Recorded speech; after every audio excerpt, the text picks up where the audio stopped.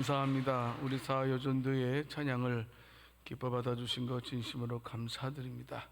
평생 주를 사랑하는 종들이오니 하나님께서 놀라운 은혜로 갚아주시옵소서. 이 시간 말씀을 듣겠습니다. 하나님 아버지, 너무나 중요한 말씀인데요, 이 말씀이 마음편에 새겨지게 하시고 이 말씀 붙들고 살 수 있는 저희들 되게 주옵소서.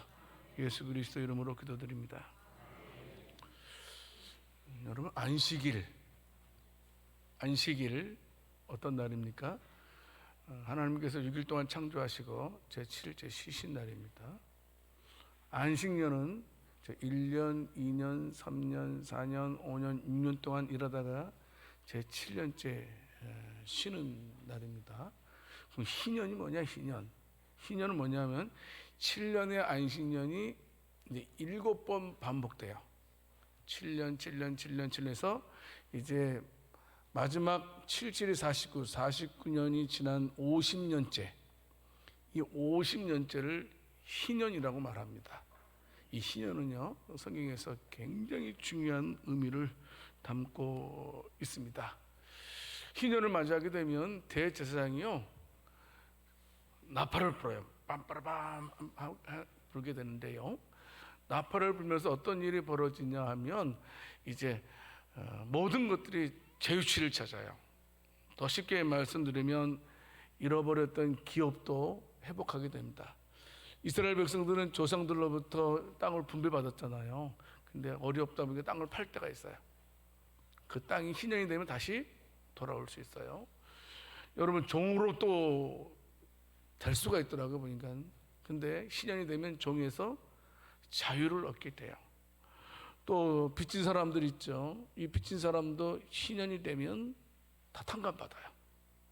그러니까 이 희년은 이스라엘 백성들에게 있어서 총체적인 자유와 해방을 선포하는 하나님의 명령이었습니다. 이 희년은요, 예수님과 밀접한 관계가 있습니다. 희년이 인생들에게 이 땅에서 자유와 해방을 주는 거라면 예수님은 우리에게 영원한 해방과 자유와 안식을 주시기 때문입니다. 오늘은요, 여러분들이 희년에 대해서 우리가 잘 듣지 않았지만 이 말씀을 잘 들어야 됩니다. 그래서 오늘 희년 규례를 통해서 우리가 가장 중요한 기본 원리에 대해서 점검을 하고 또 그 말씀 붙들고 살아가길 원합니다. 첫 번째는요, 성도 여러분, 완전한 속죄가 완전한 해방을 가져온다라는 사실을 여러분 꼭 기억해야 돼요. 이게 굉장히 중요한 말입니다. 오늘 보면 레위기 25장 9절 10절 말씀을 보게 되면요, 이 말씀 쉽게 풀어드릴게요. 7월, 그러니까 일곱째 달 열흘 날은 7월 10일은 대속죄일이니, 그 다음에 이 7월 10일 날 너희는 희년의 첫 해로 삼아라, 첫 시간으로 삼아라. 이게 바로 이 9절 10절의 내용입니다. 여러분, 그런데 생각할 때 여러분, 우리는 1월 1일 첫째로 하잖아요. 그걸 새해로 하잖아요. 근데 희년 때는 우리가 생각하는 그 태양력 1월 1일로 삼지 말고 7월 10일, 유대력 7월 10일 대속죄일로부터 희년을 삼아라, 이렇게 말씀을 하고 있습니다. 여러분, 왜 하나님께서 이스라엘 백성들에게 7월 10일 대속죄일을 희년의 시작으로 말씀을 하고 있는 것입니까? 굉장히 중요한 영적인 의미가 있겠죠. 여러분, 아까도 말씀드렸지만 희년은 바로 우리의 자유와 해방을 가져다 주는 날입니다. 그래서 희년이 되면 제사장들이 일제히 뿔나팔을 크게 불어서 이제 지금서부터는 희년이다, 지금서부터는 자유다, 지금서부터는 안식이다 라는 사실을 제사장이 나팔을 불어서 이제 온 백성에게 알리게 됩니다. 그런데 그 희년을 언제부터요? 대속죄일로부터 시작하라라는 겁니다. 여러분, 우리가 짐작할 수 있겠죠? 희년을 왜 대속죄일로부터 시작하라고 말씀하고 있습니까? 진정한 속죄가 있어야지만 우리가 진정한 안식을 누릴 수 있다는 겁니다. 이게 중요한 겁니다. 완전한 속죄를 통해서 우리가 완전한 안식을 얻을 수 있기 때문에 너희는 그 대속죄일을 희년의 첫 출발로 삼으라 라고 말씀을 하고 있는 것입니다. 성도 여러분, 성경은요 창세기서부터 계시록까지 일맥상통하게 말씀하고 있는 것이 있습니다. 무엇입니까? 오직 예수 그리스도 안에서만 참된 자유와 평강을 얻을 수 있다는 것이 바로 성경의 가르침입니다. 여러분 꼭 기억하십시오. 오직 우리 주 예수 그리스도의 피만이 우리를 깨끗하게 할 수 있는 완전한 속죄를 이룰 수 있는 유일한 하나님의 계획임을 믿으시기를 바랍니다.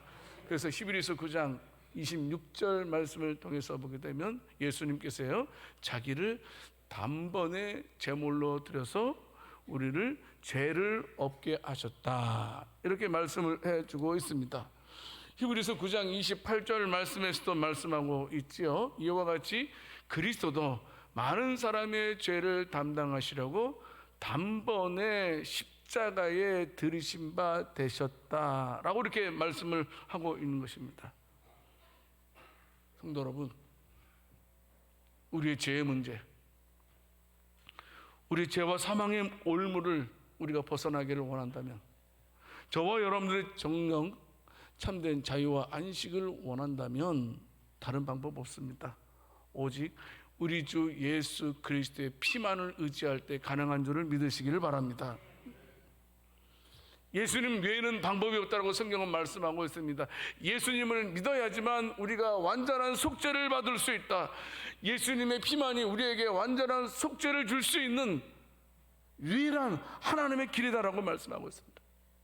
그래서 로마서 8장 2절 말씀에서 바울은 말씀하고 있습니다. 오직 생명의 성령의 법이 죄와 사망의 법에서 우리를 해방했다라고 말씀을 하고 있습니다. 하나님의 정죄 아래에 있었던 우리, 율법의 저주 아래에 있었던 우리였는데 그런 우리를 예수님께서 대신 십자가에 못 박혀 죽으심을 통해서 우리에게 자유를 주셨다라는 사실입니다. 이걸 믿어야 됩니다. 이걸 붙들어야 된다는 사실입니다. 모든 인간들은 다 죽어야 됩니다. 저와 여러분들은 영원토록 죽어야 됩니다. 그런데 예수님께서 대신 십자가에 못 박혀 죽으셨습니다. 죄 없으신 예수님께서 저와 여러분들의 죄를 대신해서 십자가에 죽으심으로 우리가 깨끗한 완전한 속죄함을 받게 되었다라는 사실입니다. 성도 여러분, 우리는 분명히 붙들어야 됩니다. 로마서 3장 24절 말씀에서 분명하게 말씀하고 있습니다. 한번 하나님께서 말씀하셨습니다. 하나님의 은혜로 값없이 의롭다 하심을 얻은 자가 되었다라고 성경은 분명하게 말씀하고 있습니다. 진노 아래에 있었고 저주 아래에 있었던 자가 하나님의 은혜로 예수님의 십자가로 우리를 의롭게 해주셨다라고 성경은 말씀하고 있습니다. 오직 예수입니다. 오직 예수, 오직 십자가, 오직 예수님만이 우리를 속죄할 수 있는 유일한 분이라는 사실입니다. 우리가 마태복음을 읽어보게 되면 한 임금이 백성들을 자기 자녀의 결혼잔치에 초청을 하게 됩니다. 그런데요, 이상하게도 왕이 부르면 갈 텐데요, 이 백성들이 이 핑계 저 핑계 대면서 왕의 아들의 잔치에, 결혼잔치에 다 거절하는 거예요. 못 간다. 그러니까 왕이 좀 기분이 상당히 상했죠. 그래서 신하들에게 말하죠. 그럼 사거리에 가서 아무나 다 데리고 와서 이 자리에 앉게 하라. 그래서 이제 많은 사람들을 청하게 됩니다. 여러분, 그런데 결혼식을 딱 하려고 그랬는데 갑자기 왕이 예복을 입지 않은 사람들 내치는 거예요. 감히 예복도 입지 않고 여기에 들어온다면서 예복 입지 않은 사람들 다 내쫓은 내용이 기록되어져 있습니다. 아니, 초청했으면 됐지. 초청했으면 되는 거잖아요. 근데 초청해놓고 왜 쫓아내? 여러분, 우리가 충분히 이해될 수 있잖아요.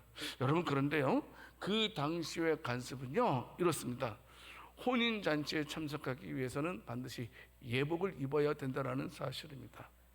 만약에 예복을 입지 않고 혼인잔치에 참여하는 것은 마치 그것은 혼인잔치를 모독하는 것과 같다라는 것입니다.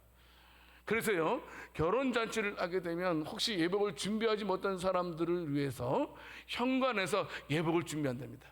그래서 결혼잔치 참여하게 되면 예복을 하나씩 다 준다라는 사실입니다. 문제는 뭐냐면 예복을 주었음에도 불구하고, 예복을 나누어 주었음에도 불구하고 그 예복을 입지 않고 예식에 참여한 사람이 있었다는 겁니다. 왜 귀찮게 또 오라 그랬으면 됐지 뭐, 또 이 옷을 또 왜 입으라 그래, 그냥 참여한 거지, 그냥 축하해 주면 됐지 뭐 하면서 예복을 입지 않은 사람들이 있었다는 사실입니다. 여러분, 그런데 그 예복을 입지 않은 그 사람들을 왕이 다 내쫓게 됩니다. 여러분, 신앙적으로는 하나님께 나오는 자는 반드시 예수님을 믿어야 합니다. 길이요 진리요 생명이신 예수님을 믿어야지만 하나님께로 나아갈 수 있습니다. 이건 진리입니다. 그래야지만 구원받을 수 있습니다. 그것이 바로 하나님께서 정하신 법입니다. 그걸 잘 모르고 왜 꼭 피곤하게 왜 성경대로 살아야 돼? 그냥 우리가 적당하게 착하게 살면 되잖아. 그리고 꼭 예수님을 믿어야 돼?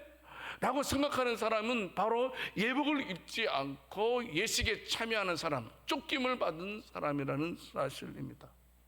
여러분, 그래서 마태복음 22장 14절 말씀을 통해서 보게 되면 청함을 받은 사람은 많이 있었지만 예복을 입는 사람, 그 예식에 참여할 수 있는 예복을 입은 사람은 많지 않았다라고 성경은 말씀을 하고 있는 것입니다. 여러분, 그렇습니다. 우리가 참으로 부모로부터 믿음을 물려받았고, 때로는 이제 이웃의 권유를 통해서, 친척의 권유를 통해서, 친구들의 권유를 통해서 우리가 교회에 나오게 되었습니다. 하나님의 부르심을 받았습니다. 그러면 우리가 하나님께서 정하신 방법대로 예수 그리스도를 믿어야지만 우리가 의롭다 하심을 받고 멸망치 않는 자녀가 될 수 있다는 겁니다. 교회만 나온다고 해서 구원받는 것이 아니라는 겁니다. 반드시 예수님을 믿어야 된다는 겁니다. 예수님께서 내 죄를 대신해서 대신 십자가에 죽어 주셨다라는 사실을 믿는 자가 하나님의 놀라운 은혜의 자리에, 자유의 안식의 자리에 참여하게 되는 줄을 믿으시기를 바랍니다. 요새 우리 젊은이들 참 힘들게 살아가고 있습니다. 온통 경쟁입니다. 살아남기 위해서는 한두 가지 스펙을 더 쌓아야 된다라고 생각됩니다. 새벽서부터 밤늦게까지 얼마나 했는지 모릅니다. 온통 또 젊은이들뿐만 아니고 연세 드신 분도 마찬가지입니다. 다 경쟁입니다. 경쟁입니다. 여러분, 그래서요, 어떻습니까? 이제 아이를 출산하게 되면 100일도 안 된 그 아이 방에다가 엄마들이 뭐 붙여놓죠? 보통 보게 되면 100일도 안 되는 거기다가 막 가나다라 마바사 코끼리 그리 있으면 옆에다 영어 딱 있고 숫자 1, 2, 3, 4, 5, 6, 7, 8. 왜냐하면 자기 자녀를 그래도 그냥 또 똑똑하게 키우고 싶어서 경쟁력에서 살아남도록 하기 위해서 하는 것 같습니다.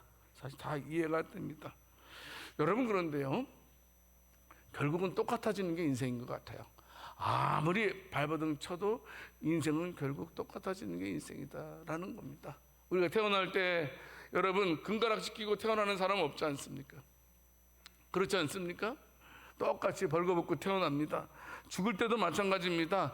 여러분, 부자나 가난한 자나 죽었을 때 모습 똑같더라고요. 그렇지 않습니까? 근데 예수 믿는 사람들이 돌아가실 때의 표정은 여러분, 제가 보니까요, 한 가지 공통점이 있더라고요. 예수 믿는 사람들이 돌아가실 때 표정은 주무시는 것 같아. 그래서 막 흔들면 막 일어나실 것 같은 그런 모습들이 많았습니다. 여러분, 모든 사람들은 다 결국은 평준화가 되는데요, 여러분 어떻습니까? 어떤 분이 그러더라고요.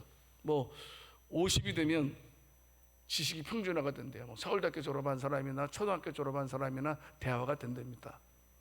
그리고 또 60대는 어떻습니까? 그 외모가 평준화가 된답니다. 이렇게 발라도 뭐 해도 뭐 그냥 60대는 다 얼굴이 똑같아진다고 말합니다. 70대는 어때요? 부의 평준화가 일어나는데, 이 말은 무슨 말이냐면 똑같이 돈이 균등하게 주어진다는 말이 아니고 부자도 하루 세끼, 가난한 사람도 하루 세끼 그런다고 말합니다. 80대면 뭡니까? 다 죽음의 평준화가 이루어진대요. 죽음에 다 죽는데요. 다 죽는. 안 죽는 사람은 없대요. 요새는 100세니까 100세까지 사는 사람들 있죠. 여러분, 그런데 한 가지 더 있습니다. 죽음으로써 끝나는 것이 아니라는 겁니다. 인생이 끝나면 모든 인생들에게 똑같이 찾아오는 일이 있습니다. 그게 뭐냐면 심판의 평준화입니다. 모든 사람이 죽고 난 다음에는 죽음으로 끝나는 것이 아니고 바로 심판이 있다는 사실입니다. 문제는 뭐냐면 우리가 예수 믿고 심판받느냐, 예수 믿지 않고 심판받느냐는 겁니다. 예수 믿고 우리가 심판, 물론 이미 우린 받았죠. 예수님의 피로. 굳이 말한다면 우리도 이제 예수님 앞에 섰을 때 어떻습니까? 우리들은, 예수 믿는 저와 여러분들은 영생의 안식의 자리에 들어갈 것이지만, 예수님 믿지 않는 사람들은 여러분 어떻습니까? 영벌의 부활을 하게 될 거라는 것이 성경의 가르침입니다. 성도 여러분, 꼭 기억하세요. 예수님의 피로 저와 여러분들의 죄가 퍼펙트하게, 완벽하게 깨끗해졌음을 믿으시기를 바랍니다. 여러분, 그거를 믿어야지만 우리 마음속에 구원의 즐거움이 있어요. 우리가 예수님의 피가 나를 적셔주었다는 사실을 알아야지만 우리가 구원의 즐거움을 누릴 수 있어요. 근데 만약에 그것에 대한 확신이 없으면, 구원의 확신이 없으면 구원의 즐거움을 누리지 못하는 것은 너무나 당연하다는 겁니다.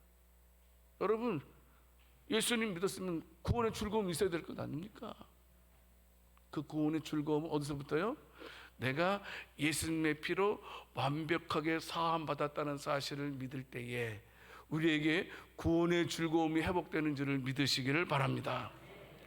기억하세요. 그래서 7월 10일 대속죄일에 바로 그 첫 시간으로 잡아라. 이것을 우리가 잊어서는 안 됩니다. 희년의 첫 시간은 7월 10일 대속죄일, 완전 속죄가 완전 안식을 준다라는 사실.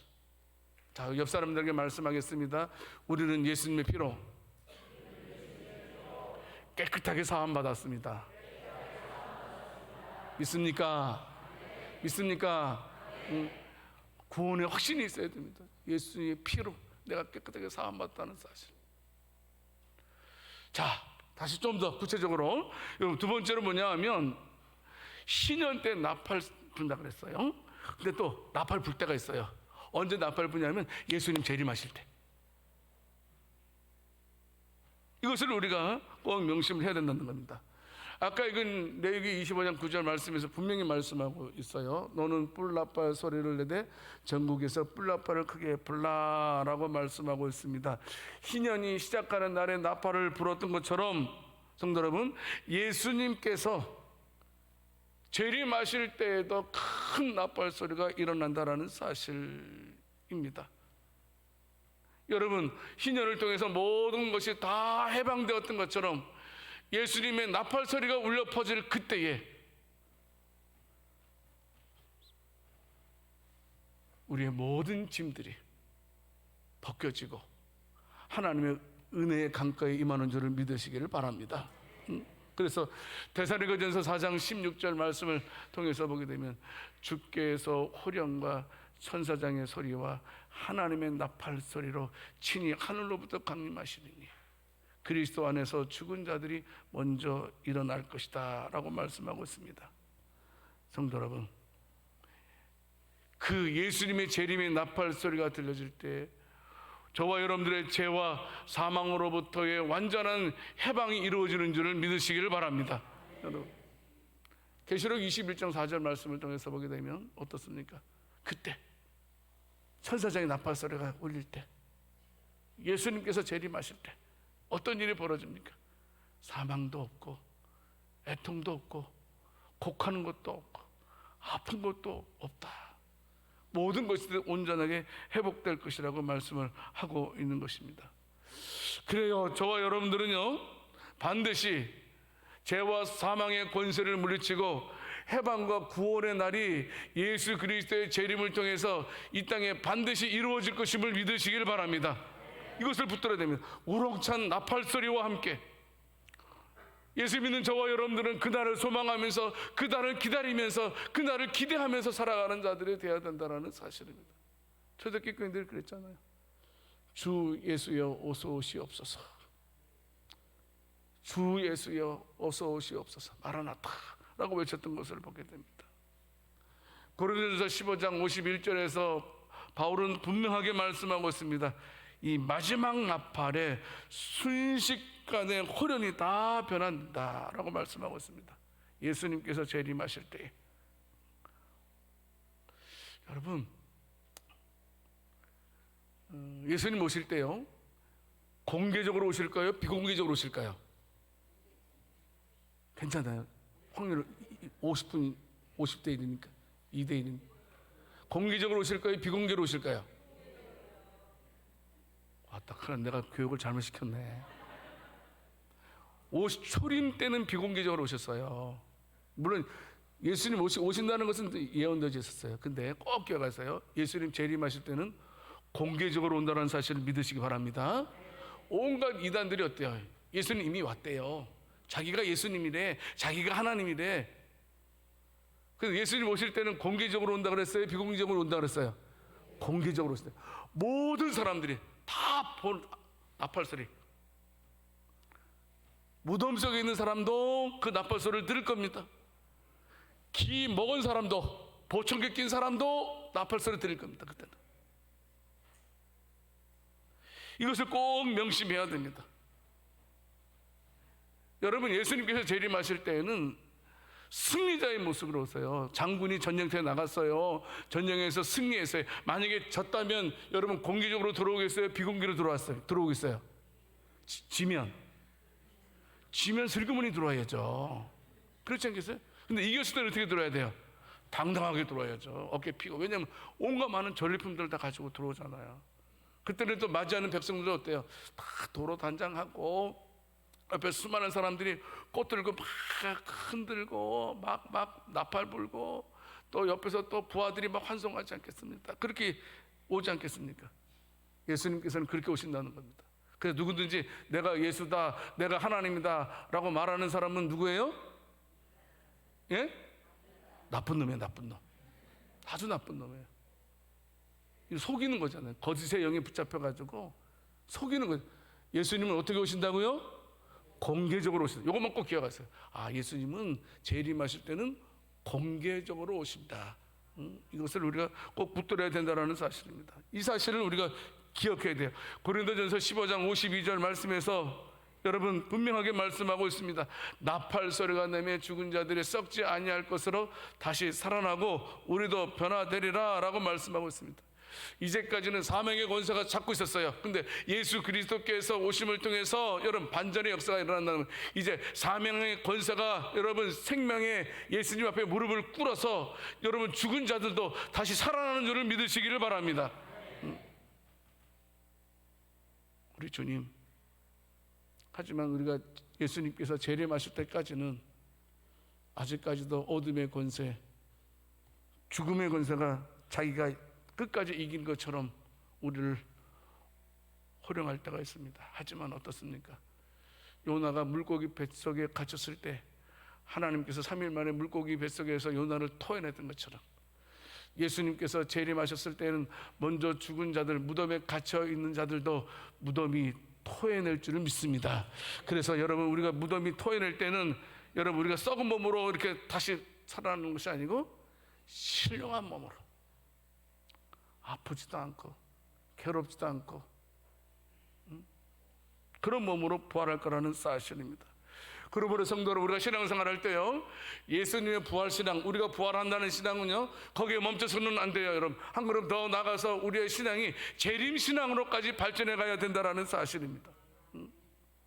예수님 재림하셔서 우리의 모든 것들을 회복시켜 주시고 우리에게 진정한 자유와 안식을 주실 것이라는 사실을 붙들어야 된다는 사실입니다. 그냥 부활신앙을, 저 사람이 부활신앙 가지고 있는지 안 가지고 있는지 알 수 있는 방법은 저 사람이 얼마만큼 재림신앙을 가지고 있는지 안 가지고 있는지를 통해서도 우리가 알 수 있게 됩니다. 예수님 천군 천사의 나팔소리와 함께 재림하실 것입니다. 그때는 예수님 안에서 모든 자들이 해방을 받게 될 것입니다. 레위기 25장 11절 말씀을 보게 되면 어떻습니까? 영원한 하늘나라의 안식을 얻게 될 것이다. 잘 보세요. 50년째 되는 해는, 그러니까 희년 때는 너희는 파종하지 말며 스스로 난 것을 거두지 말며 가꾸지 아니한 포도를 거두지 말라, 이렇게 말씀하고 있습니다. 안식년과 마찬가지로 너희는 절대로 경작도 하지 말고 수확도 하지 말아라 라고 명령을 하고 있는 것입니다. 그러니까 이스라엘 백성들에게 노동의 해방을 허락해 주시기 위해서, 안식을 허락하시기 위해서 그렇게 명령을 하셨습니다. 여러분, 그런데 근심 되겠어요? 안 되겠어요? 오늘 뭘 먹고 사노? 근심되죠. 자, 뭐 1년은 어떻게 살아볼 수 있겠어요? 근데 여러분, 희년은 맨 마지막 안식년 다음이 희년이잖아요. 7일이 49, 안식년 다음이 또 희년이잖아요. 그러면 여러분 어때요? 몇 년 동안 먹을 것이 있어야 돼요. 그러면 안식년 때 1년 동안 먹을 거, 희년에 또 1년 동안 먹을 거, 그리고 48년째 되는 때 그때 먹을 거, 몇 년 것이 한꺼번에 있어야 돼요? 3년 것이. 여러분, 그런데 무슨 말씀입니까? 근데 하나님께서요, 그것을 우리들에게 허락해 주시겠다라고 말씀을 해 주셨다는 겁니다. 레위기 25장 21절 말씀을 통해서 보게 되면요, 내가 명령하여 6째 해에 내 복을 너희에게 주어 그 소출이 몇 년 동안? 3년 동안 내가 책임져 주겠다. 내가 너희에게 안식을 주겠다. 내가 너희에게 자유를 주겠다라고 말씀을 하고 있는 것을 보게 됩니다. 예수님을 믿음으로 말미암아 죄에서 해방된 저와 여러분들은 장차 하나님 나라에서 누리게 될 이 안식의 은혜를 저와 여러분들을 위해서 예비된 줄을 믿으시기를 바랍니다. 천국 가면 먹고 살기 위해서 노동하는 일 없습니다. 근데 천국에 가면 일이 있을까 없을까 모르겠어요. 일은 있겠죠. 근데 일은 먹고 살기 위한 일이 아니고 우리에게 고통을 주는 일은 아니라고 생각됩니다. 하여튼 좋은 일이 있을 거라고 생각됩니다. 천국 가게 되면 의식주의 문제도 걱정할 필요가 없습니다. 천국 가게 되면 하나님께서 공급해 주시는 은혜로 살아가게 되는 줄을 믿으시기를 바랍니다. 천국에서는 경쟁할 필요도 없습니다. 여러분, 경쟁을 하게 되다 보면 어떻습니까? 승자도 있고 패자도 있습니다. 패자의 고통을 우리가 알고 있지 않습니까? 천국에는 그런 것도 없습니다. 오직 영원토록 하나님께서는 천국에서 예수님과 더불어 우리들에게 안식과 평강으로 자유를 누리게 하실 줄을 믿으시기 바랍니다. 그때까지 인내하자는 겁니다. 이 땅에서 천국 갈 때까지 때로는 우리가 눈물을 흘릴 일들 많이 있습니다. 이 모양 저 모양으로 우리의 마음이 아플 때가 있을 겁니다. 하지만 저와 여러분들은 천국을 바라볼 수 있기를 원합니다. 하나님의 나라가 나를 위해서 예비된 줄을 믿고 끝까지 소망을 잃지 않는 우리가 되어야 된다는 사실입니다. 그래서 성도 여러분, 마지막 나팔 소리가 반드시 들릴 거라는 명심하고 우리들도 초대교인들처럼 성도 여러분, 주 예수여 어서 오시옵소서, 속히 재림해 주십시오라는 마라나타의 믿음을 가지고 살아갈 수 있는 복된 저와 여러분들이 될 수 있기를 살아계신 주님의 이름으로 축원합니다. 반드시 예수님께서 재림하실 때에 천군 천사의 호령과 천사의 나팔소리로 인하여서 모든 이들이 예수 그리스도를 믿는 자마다 자유와 해방을 얻는 줄을 끝까지 붙들고 믿음으로 승리하는 저와 여러분들이 될 수 있기를 살아계신 주님의 이름으로 축원합니다. 한 가지만 더 말씀드리겠습니다. 세 번째는 성도 여러분, 예수 믿는 사람들은요, 제사장들이 나팔을 불었던 것처럼 우리들도 나팔을 불어야 된다는 사실입니다. 레위기 25장 9절 말씀에서 말씀을 하고 있지 않습니까? 너는 뿔나팔 소리를 내되 전국에서 뿔나팔을 크게 불어라라고 말씀하고 있습니다. 나팔을 부는 이유는 시즌 때 자유를 선포하기 위한 것입니다. 제사장들이 그 나팔을 불 때에 그 나팔 소리를 얼마나 많은 사람들이 기다리겠습니까? 오늘날도 마찬가지입니다. 우리가 나팔을 불어야 된다는 겁니다. 제사장인 저와 여러분들이 나팔을 불어야지만 그 나팔 소리를 듣는 자들이 있다는 겁니다. 나팔을 불지 않으면 여러분 어느 누구도 속죄함을 받을 수 없다라는 겁니다. 우리가 나팔을 불어야지만 우리의 나팔 소리를 통해서 죄와 사망의 법에서 해방되는 자들이 일어난다라는 사실입니다. 성도 여러분, 잊지 맙시다. 이제 3월달서부터는 이제 우리가 전도를 시작하게 됩니다. 이 모양 저 모양으로 여러분들이 다시 전도를 시작했으면 좋겠습니다. 예수님 믿으세요. 옆 사람에게 한번 말씀해 보겠습니다. 예수님 믿으세요. 같은 이 모양 저 모양으로 여러분 우리가 꼭 예수님 믿으세요라는 말을 우리가 꼭 행하면서 살아가는 자들이 되어야 된다는 사실입니다. 특별히 베드로전서 2장 9절 말씀을 통해서 보게 되면 우리의 신분이 어떤 신분인지 말씀하고 있습니다. 너희는 택한 족속이여 왕같은 제사장들이여 거룩한 나라여 그가 그의 소유된 백성이라고 말씀하고 있습니다. 우리를 가리켜서 왕같은 제사장이라고 말씀하고 있습니다. 무슨 말씀입니까? 우리의 신분이 달라졌다는 겁니다. 예수 믿는 저와 여러분들의 신분이 달라졌다는 겁니다. 왕같은 제사장이 되었다라는 사실입니다. 얼마나 놀라운 은혜입니까? 우리처럼 이렇게 큰 은혜를 받은 사람이 어디 있겠습니까? 그러므로 우리가 어떻게 해요? 왕같은 제사장이 된 저와 여러분들이 최선을 다해서 우리의 직분을 감당하는 자들이 되어야 됩니다. 어떻게 해요? 복음을 전하는 자들이 되어야 됩니다. 바로 복음을 전하도록 하기 위해서 저와 여러분들을 왕같은 제사장으로 불러주신 줄을 믿으시기 바랍니다. 나팔을 불어야 됩니다. 불어야지만 그 나팔 소리를 듣는 자들이 생긴다는 겁니다. 히브리서 4장 3절 말씀에서 말씀하고 있습니다. 이 말씀 쉽게 풀어드릴게요. 무슨 말씀입니까? 이제 우리가 예수님 믿기 때문에 이제 안식에 들어가게 되었다라는 말씀입니다. 성도 여러분, 저와 여러분들이 예수 그리스도를 통해서 죄로부터 자유와 해방을 누리게 되었다는 사실을 명심하고 끝까지 하나님의 사람으로서 구원의 즐거움을 놓치지 않는 저와 여러분들이 될 수 있기를 원합니다. 예수 믿는 사람답게 살았으면 좋겠습니다. 예수 믿는 사람답게 기쁨이 있었으면 좋겠습니다. 예수 믿는 사람답게 마음에 즐거움이 있었으면 좋겠습니다. 우리가 예수님 믿는다고 말하면서 모진 근심과 걱정과 염려 가운데 살아간다면 뭔가 문제가 있는 것 아니겠습니까? 꼭 기억하십시오. 완전한 속죄가 완전한 자유를 준다. 그런데 우리는 예수 그리스도의 피로 말미암아 우리 과거의 죄, 현재의 죄, 미래의 죄가 완벽하게 씻음 받았다는 사실을 명심하고 구원의 즐거움 속에서 살아가고 이 구원의 즐거움을 세상에 알릴 수 있는 복된 저와 여러분들이 될 수 있기를 살아계신 주님의 이름으로 축원합니다. 하나님 아버지, 이 해방의 좋은 소식을 만 백성에게 알릴 수 있는 저희들 되게 해 주시옵소서. 복음의 나팔을 열심히 불어서 영광의 자리에 함께할 수 있는 우리들 되게 해 주시옵소서. 하나님 아버지, 우리가 이 세상에서 예수의 피로 완벽하게 용서받는 것을 기억하고 나는 하나님의 자녀다, 나는 왕같은 제사장이라는 사실을 붙들고 살아가는 우리들 되게 해 주옵소서. 예수 그리스도 이름으로 기도드립니다.